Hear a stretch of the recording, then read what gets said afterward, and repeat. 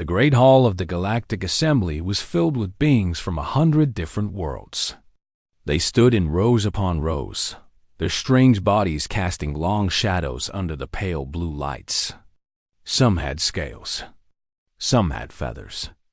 Others moved on too many legs or floated in special chambers filled with gas. But they all shared one thing.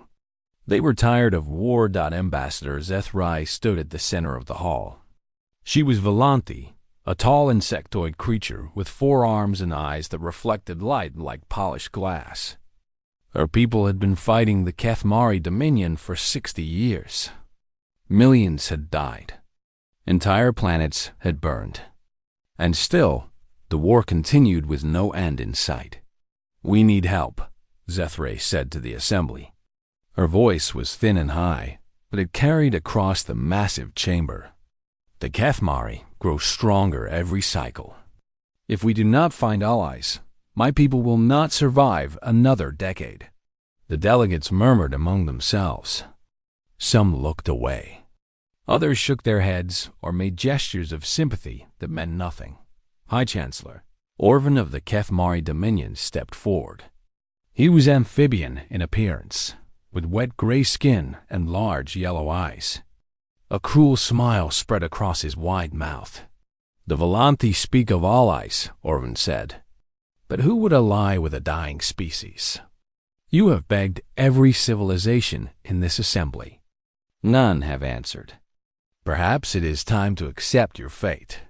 HFY felt anger rise inside her chest, but she kept her voice calm.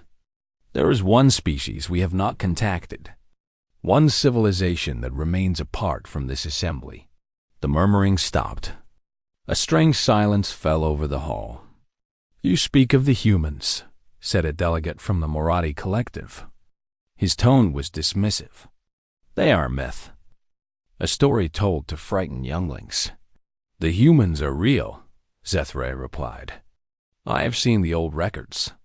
300 years ago, they made contact with several species in the outer territories. Then they withdrew to their own space and have remained there ever since." Orvan laughed. It was an ugly sound. "Even if these humans exist, they are clearly cowards. They hide in their corner of the galaxy, while the rest of us build empires. What help could such creatures offer?" "The old records say they are from a death world," HFY continued. "A planet of extreme gravity, violent weather, and dangerous predators.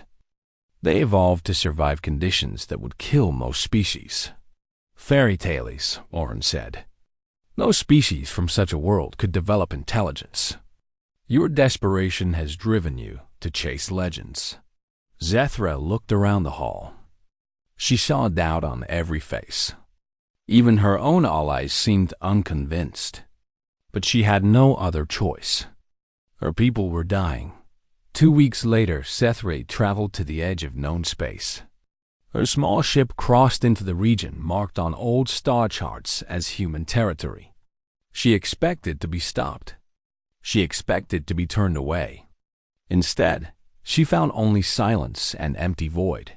For 3 days, she traveled deeper into human space. She passed star systems that showed no signs of life on her sensors. She began to wonder if the humans had died out long ago, if they truly were nothing more than a myth. Then, on the 4th day, a ship appeared. It was unlike anything HFY had ever seen. The vessel was angular and dark, built for function rather than beauty. It moved with a speed that should have been impossible for its size. Before she could react, it was alongside her ship, matching her course perfectly. A communication signal reached her console. "Unknown vessel, you have entered restricted space. Identify yourself and state your purpose." The voice was strange to her ears. It was deeper than she expected, with a quality she could not quite describe. She opened the channel and replied, "I am Ambassador HFY of the Volanthi Confederacy. I come in peace. I seek an audience with your leaders." There was a long pause. Then the voice returned. "Hold your position. A representative will meet with you." HFY waited. An hour passed. Then another ship emerged from the darkness. This one was larger, sleeker, clearly a military vessel. It stopped a safe distance from her ship, and a shuttle launched from its hull. Minutes later, she stood face to face with a human for the first time. Commander Daniel Carter was not what she expected. He was shorter than her, with soft pink skin and brown hair cut close to his skull. His eyes were small compared to hers, but they held an intensity that made her uncomfortable. He moved with careful precision, like a predator pretending to be calm. "Ambassador," Carter said, "you are a long way from home."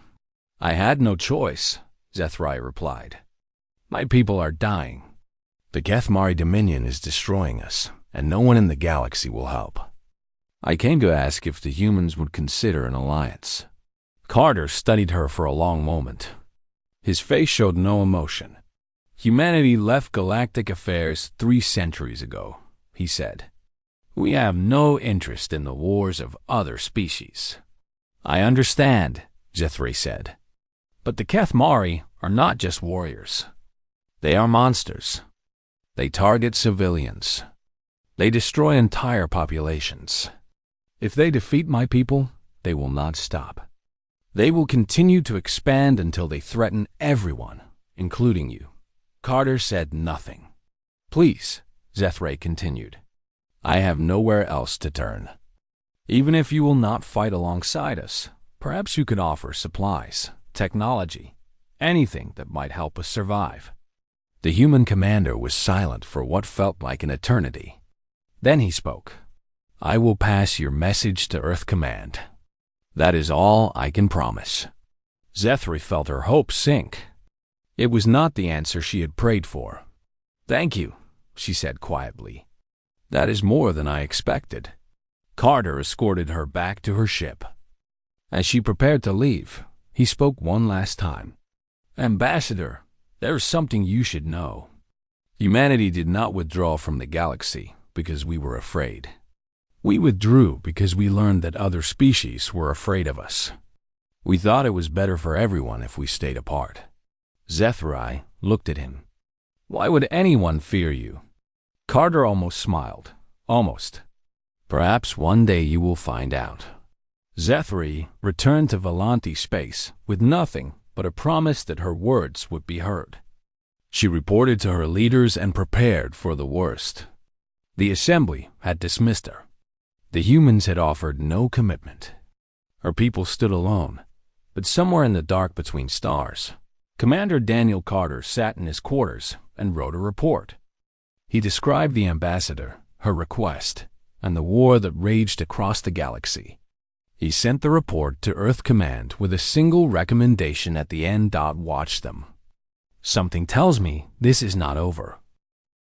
3 months passed afterZethrai's visit to human space. The war between the Volanti and the Kethmari continued without pause. Cities burned. Ships fell from the sky in pieces. And on the border world of Seraph 4, everything was about to change. Captain Laura Bennett stood on a hillside overlooking the Volanti settlement below.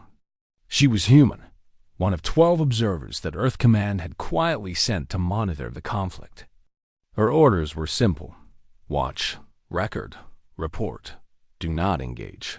Beside her stood Sergeant Kyle Morrison, a young Marine with broad shoulders and tired eyes.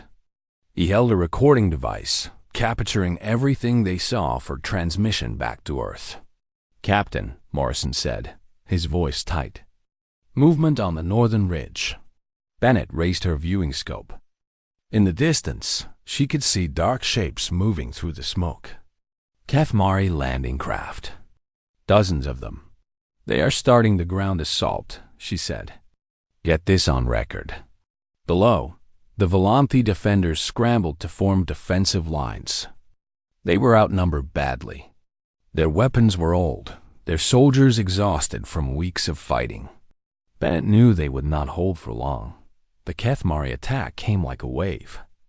Thousands of amphibian soldiers poured down from the hills, their wet skin glistening under the red sun. They carried plasma rifles and shock blades, weapons designed to cause maximum suffering. Behind them came heavy vehicles that crushed everything in their path. The Volanti fought bravely. They held their positions even as their numbers fell. But courage was not enough against such overwhelming force. Within 2 hours, the defensive lines collapsed.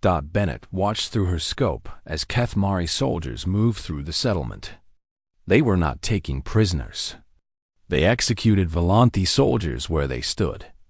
They dragged civilians from their homes and shot them in the streets. "This is not war," Morrison whispered. "This is slaughter." Bennett felt sick to her stomach. She had seen combat before. She had seen death. But nothing had prepared her for this.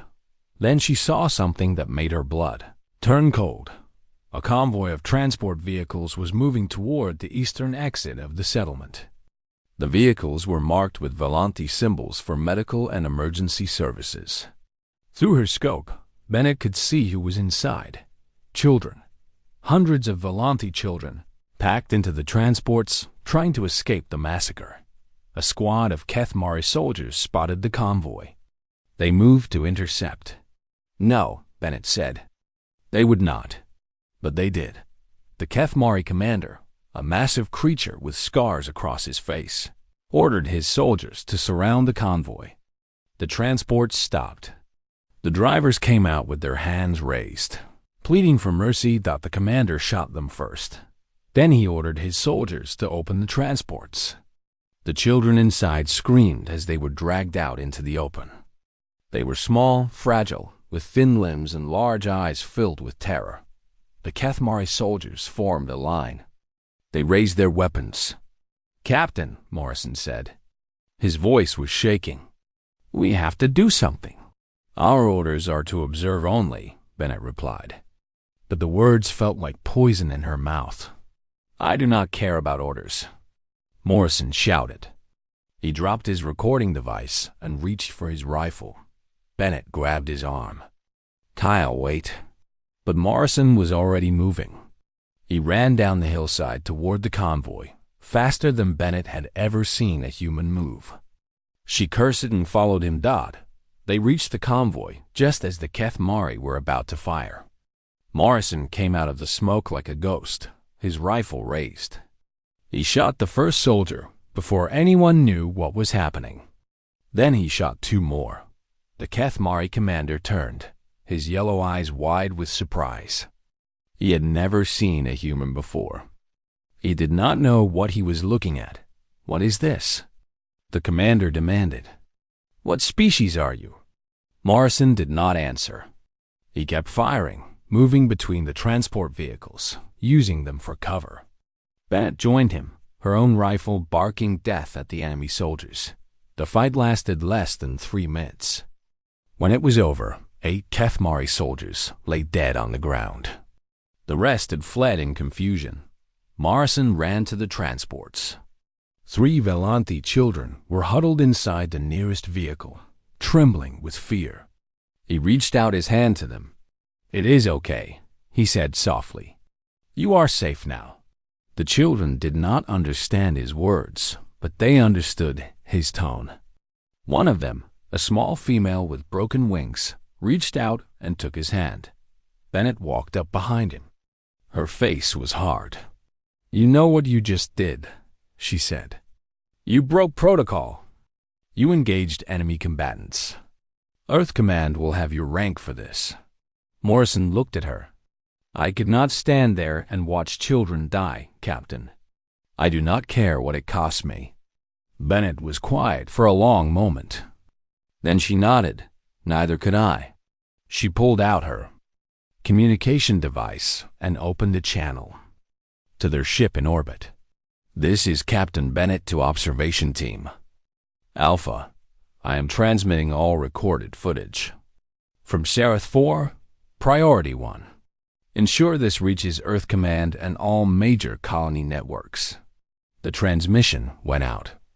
Every recording they had made over the past 3 months, every image of Kethmari atrocities, every scene of murdered civilians and destroyed cities, was broadcast across human space within hours. Every human in the galaxy knew what was happening. On Earth, people watched the footage in horror. They saw the massacres, the executions, the children being dragged from transports. They saw Kyle Morrison running into battle to save 3 small lives. The reaction was immediate. Protests erupted in every major city. People demanded action. Politicians who had argued for continued isolation suddenly found themselves facing angry crowds. The message was clear. Humanity could not stand by and watch this happen. 3 days later, the leaders of Earth Command gathered for an emergency session. They debated for 12 hours. Some argued that intervention was too risky. Others said that humanity had no business in alien wars. But in the end, the images from Sereth IV decided the matter. Admiral Frank Coleman, commander of the human fleet, stood before the council and spoke. "We have spent 300 years hiding from the galaxy," he said. "We told ourselves that isolation was the right choice. We told ourselves that other species' problems were not our concern. But today, I watched a recording of children being lined up for execution. I watched one of our soldiers choose to act rather than stand by. And I ask you, what kind of species are we if we do nothing?" The council voted that night. Humanity would go to war. On Sereth IV, Captain Bennett and Sergeant Morrison waited with the 3 children they had saved. They did not know what was coming. They only knew that they had made a choice, and now they had to live with the consequences. Morrison looked at the sky. "Do you think they will come?" he asked. "The fleet, I mean." Bennett followed his gaze. "I do not know," she admitted. "But I hope so, because if they do not, this galaxy will burn." Somewhere far away, the first human warships were already moving toward the Volanti border. The news of humanity's decision spread across the galaxy like fire through dry grass. Most species did not believe it at first. The humans were a legend, a story from ancient times that few took seriously. But when human ambassadors arrived at Volanti Central Command, the legend became very real. Elder Counselor Methvon was the oldest and wisest leader of the Volanti Confederacy. She had served her people for over 200 years. She had seen wars begin and end. She had buried friends and family. And now she stood in her council chamber, staring at the strange beings who had come to offer help. Admiral Frank Coleman was a tall man with gray hair and sharp, blue eyes. He wore a dark uniform decorated with medals that Methvon did not recognize. Beside him stood Dr. Nina Walsh, a female human with brown skin and kind features. They were the first humans that Methvon had ever seen in person. "Admiral Coleman," Methvon said carefully, "your arrival is unexpected. We were told that humanity had no interest in our war." Coleman nodded. "That was true until recently. But circumstances have changed. We have seen what the Kethmari are doing to your people. We cannot stand aside any longer."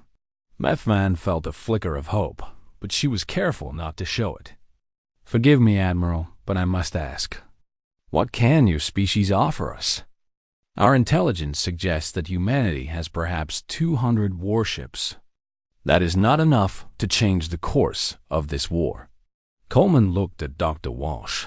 She stepped forward with a small device in her hand.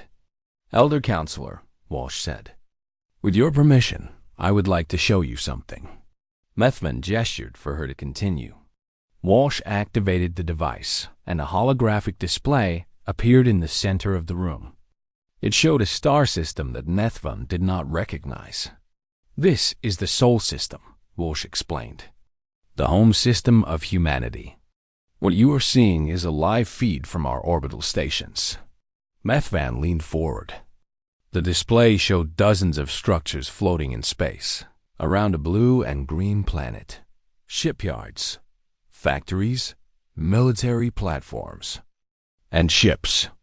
"So many ships. How many vessels do you have?" Methvon asked quietly. Coleman answered, The current count is 8,412 warships, another 3,000 support vessels, and we can build more if needed." The room went silent. Methvan felt her legs weaken beneath her. "That is impossible," she whispered. "How could you build so many without anyone knowing?" "We have been preparing for a long time," Coleman said. 300 years ago, we withdrew from galactic affairs because we realized that other species saw us as a threat. We decided it was safer for everyone if we stayed apart. But we never stopped preparing. We never stopped building. We knew that someday we might be needed. Dr. Walsh changed the display. Now it showed images of human soldiers training, human weapons being tested, human ships moving in perfect formation. "Let me explain something about our species," Walsh said. "Humans evolved on a planet with high gravity, extreme weather, and countless predators. We developed traits that other species do not have. We can function without sleep for days. We can survive injuries that would kill most beings. Our bodies heal faster, adapt faster, and endure far more punishment than you might expect." She showed a comparison chart. The average human soldier can march for 40 hours without rest. We can survive in temperature ranges that would freeze or boil most species. Our reaction times are faster, our physical strength is greater, and our endurance is nearly unmatched in the known galaxy. Methvan stared at the data. She had read the old records about humans, but she had always assumed they were exaggerated. Now she realized they might have been understated. "Why are you showing me this?" she asked. Coleman stepped forward. "Because we want you to understand that when humanity commits to a fight, we do not hold back. We are offering you a full military alliance. Our ships, our soldiers, our technology, everything we have will be used to defeat the Kethmari Dominion. And what do you want in return?" Methvan asked. In her experience, no one offered help without expecting something. "Nothing," Coleman said simply. "We are not doing this for territory or resources. We are doing this because we saw your children being lined up for execution, and we could not live with ourselves if we did nothing." Methvan was quiet for a long moment. She had dealt with many species over her long life. All of them had wanted something. All of them had hidden agendas. But looking at the human admiral, she saw something different. She saw a species that was telling the truth. "Admiral Coleman," she said finally, "on behalf of the Volante Confederacy, I accept your offer." 3 days later, the first human battle group arrived at the Volante border. It consisted of 60 warships, led by the carrier vessel Endurance. Commander Daniel Carter was on the bridge of the lead ship, watching the stars streak past as they dropped out of faster-than-light travel.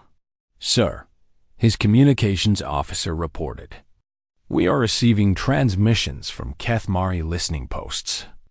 They have detected our arrival." Carter nodded. "Let them watch. Let them report back to their commanders. I want them to know we are here."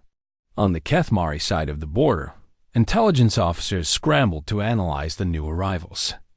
The ships did not match any known design.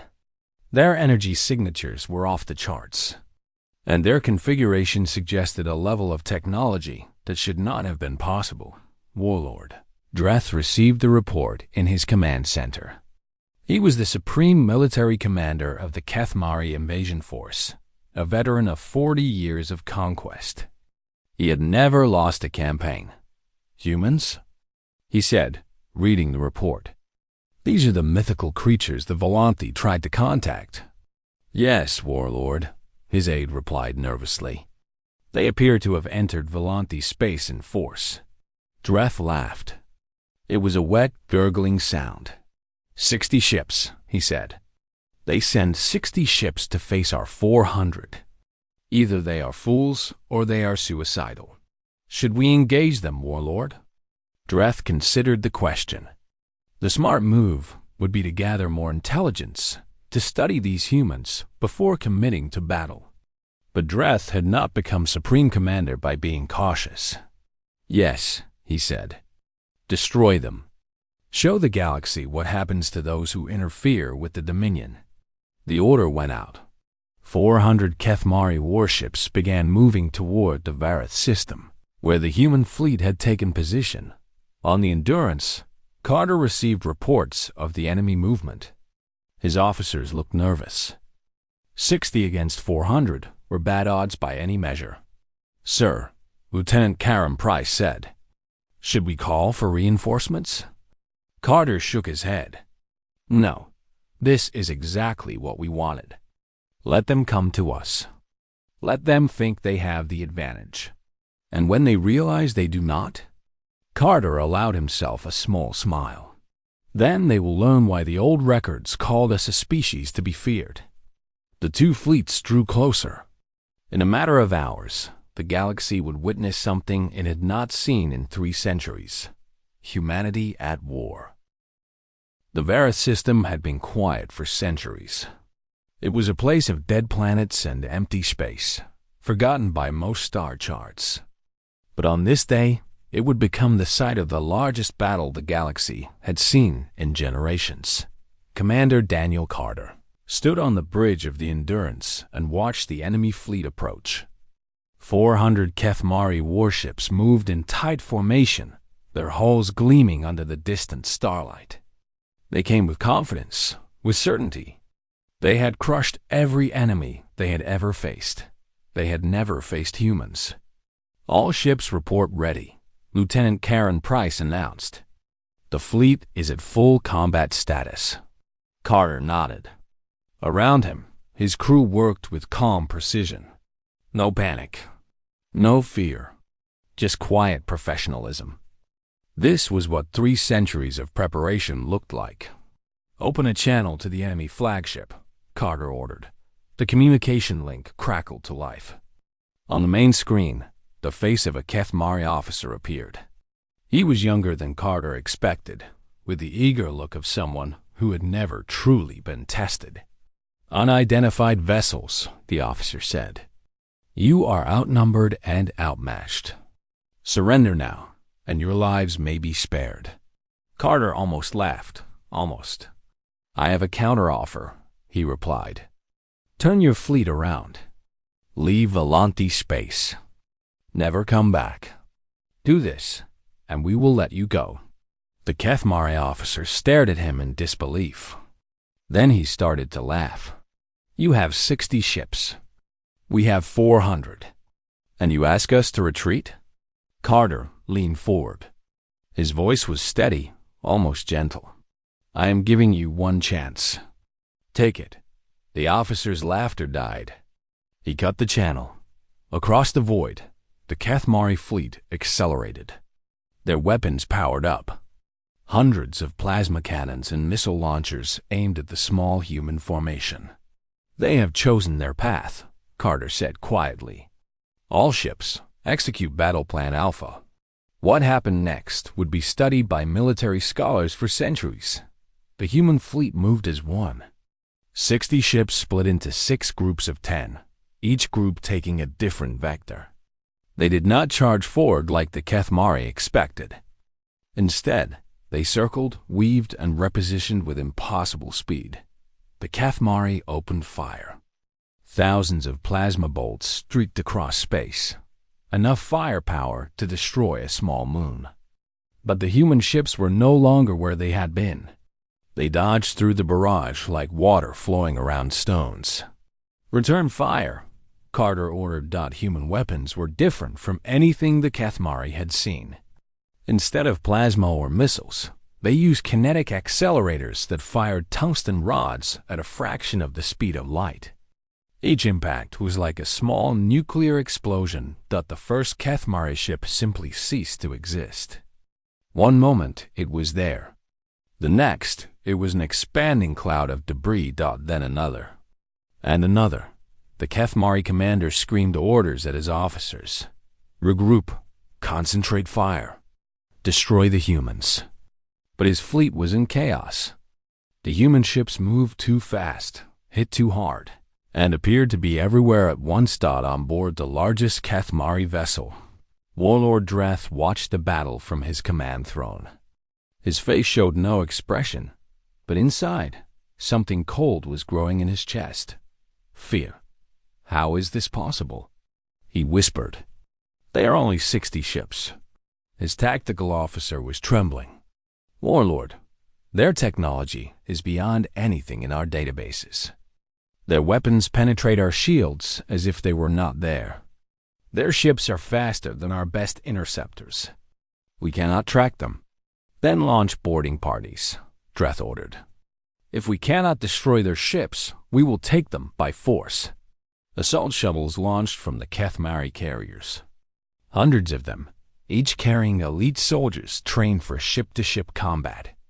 They converged on the nearest human vessel. Carter saw them coming. He smiled. Sergeant Morrison, he said into his communicator. You have incoming guests. On the Endurance's lower decks, Kyle Morrison waited with 50 human Marines. They wore heavy combat armor and carried weapons that could punch through starship hulls. They had been waiting for this moment. Copy that, Commander, Morrison replied. We will give them a proper welcome.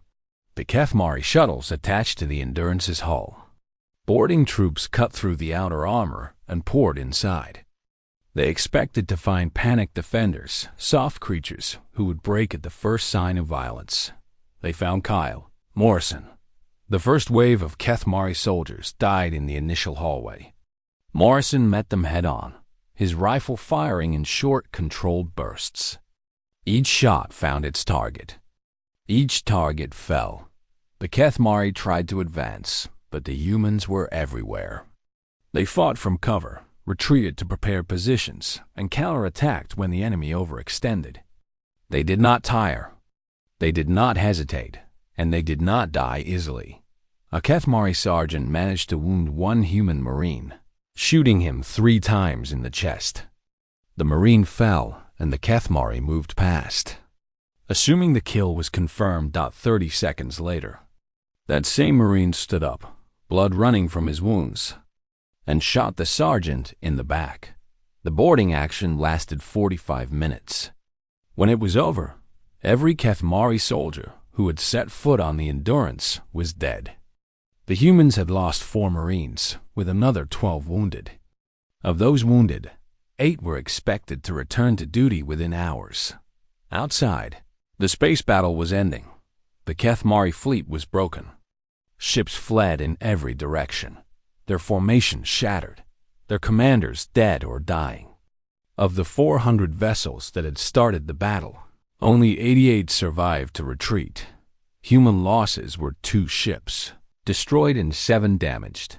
Carter looked at the tactical display. Red symbols marked the debris fields where Kathmari vessels had been. Blue symbols showed his fleet, intact and ready for more. Send a message to Admiral Coleman, Carter said. The Vara system is secured. Enemy forces are in full retreat. Across the galaxy, the news spread like wildfire. The Kathmari had been crushed. The mythical humans had proven to be very, very real. And they were just getting started.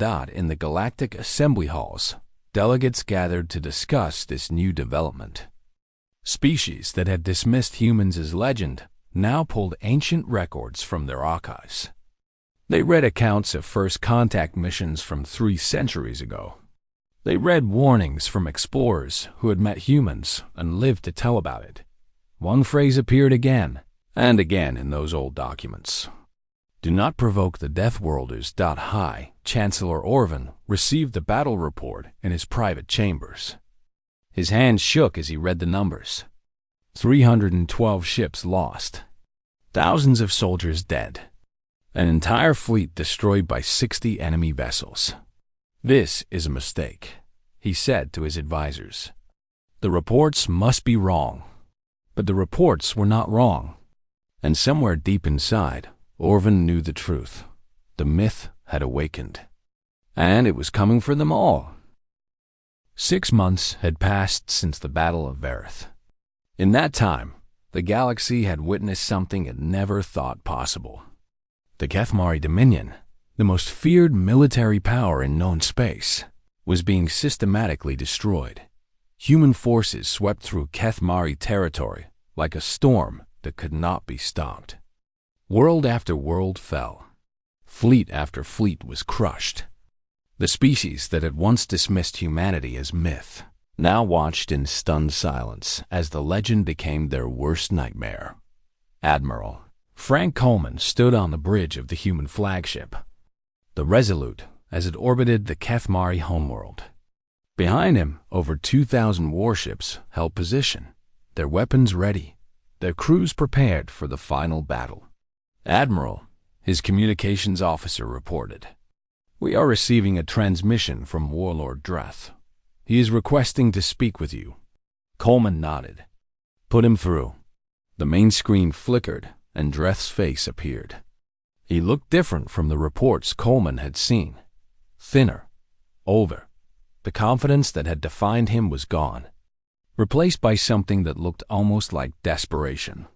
"Admiral Coleman," Dreth said, "I am prepared to negotiate." "There is nothing to negotiate," Coleman replied. "You will surrender unconditionally. You will submit to war crimes, trials for the atrocities your forces committed. There are no other options." Dreth's eyes narrowed. "If you attack my homeworld, millions will die. My people will fight to the last. Is that what you want? More death? What I want is justice for the children your soldiers murdered on Seraph 4. What I want is accountability for the millions of Velanthi you slaughtered over 60 years of war. What I want, Warlord, is for you to understand that actions have consequences." Dreth was silent for a long moment. Then his expression hardened. "Then come and take your justice, human. We will be waiting." The screen went dark. Coleman turned to his officers. "Launch all fighters. Begin orbital bombardment of military targets only. Civilian areas are off limits. I want ground forces ready for deployment within the hour." "Sir," Captain Larva Bennett asked, "are you sure about limiting our targets?" The Kethmari did not show such mercy to the Velanthi. Coleman looked at her. "No, they did not. But we are not them. We will win this war without becoming monsters ourselves. That is what separates us from the enemy." The final battle for the Kethmari homeworld began at dawn. Human ships rained fire on military installations across the planet. Defense platforms were destroyed. Weapons factories were reduced to rubble. But schools, hospitals, and residential areas remained untouched. Commander Daniel Carter led the ground assault. His Marines landed outside the capital city, where Dreth had gathered his remaining forces for a last stand. The fighting was brutal. The Kethmari knew they were going to lose, and they fought with the fury of the doomed. But fury was not enough. Human soldiers pushed through every defensive line. They moved with precision and discipline, never breaking, never stopping. By midday, they had reached the gates of Dreth's fortress. Carter stood before the massive structure, its walls scarred by weapons fire. He raised his communicator. "Dreth, this is Commander Carter. Your forces have been defeated. Your fleet is destroyed. You have one chance to surrender and face trial. If you refuse, we will come in and get you." No response. Carter sighed. "Then we do this the hard way." The assault on the fortress lasted 3 hours. Human Marines fought room by room, corridor by corridor. The Kethmari guards fought back with everything they had, but it was not enough. One by one, they fell. Finally, Carter reached the throne room. Dreth stood alone. His guards were dead. His generals had fled or been killed. He held a weapon in his hand, pointed at Carter. "You could have ruled this galaxy," Dreth said. "With your power, your technology, you could have conquered everything. Why fight for the Velanthi? Why die for a species that is not your own?" Carter lowered his rifle. "Because that is not who we are. We did not fight this war for power. We did not fight it for territory. We fought because we saw innocents being slaughtered, and we could not look away. Dreth laughed bitterly. Noble words. But in the end, you are just like me. A killer. Maybe, Carter admitted. But there is one difference between us. He stepped forward, his hand outstretched. I am offering you a chance to live, to face justice, to answer for what you have done. You can take it, or you can die here. The choice is yours. Dreth stared at him. His finger tightened on his weapon. For a moment, it seemed like he would fire. Then, slowly, he lowered his arm. You are fools, he whispered. All of you. Carter took the weapon from his hand. Maybe, but at least we can live with ourselves. The war was over. 2 weeks later, the Galactic Assembly convened for a special session. Representatives from over 300 species gathered in the Great Hall on Varus Prime for the first time in 3 centuries. Human ambassadors stood among them. Ambassador Zethrai, the same Volanthi who had first sought human help, stepped forward to address the assembly. Fellow representatives, she said. 6 months ago, I stood in this hall and begged for help against the Kethmari Dominion. Most of you refused. Some of you laughed. You told me that the humans were a myth, a legend not worth pursuing. She paused, looking around the chamber. I stand before you today to tell you that you were wrong. The humans are not a myth. They are real. They saved my people, and they did so asking nothing in return. Admiral Coleman stepped forward. The assembly fell silent. We did not come here to rule you, Coleman said. We did not come here to threaten you. Humanity wants nothing more than to live in peace alongside all the species of this galaxy. But I want to make something clear. His voice hardened. If we ever see innocents being slaughtered again, if we ever see children being lined up for execution, we will not stand aside. We will act. And whoever is responsible will learn, as the Kethmari learned, that some myths are best left undisturbed. The assembly voted that day. Humanity was granted a permanent seat on the Galactic Council. On Sarath 4, Kyle Morrison returned to the settlement where he had saved 3 Volanthi children months ago. The war damage was still visible, but reconstruction had begun. People were rebuilding their homes, their lives, their hope. The 3 younglings he had saved ran to greet him. They were bigger now, healthier, their wings starting to heal. Behind them came their mother, a survivor who had spent months searching for her children before learning they were safe.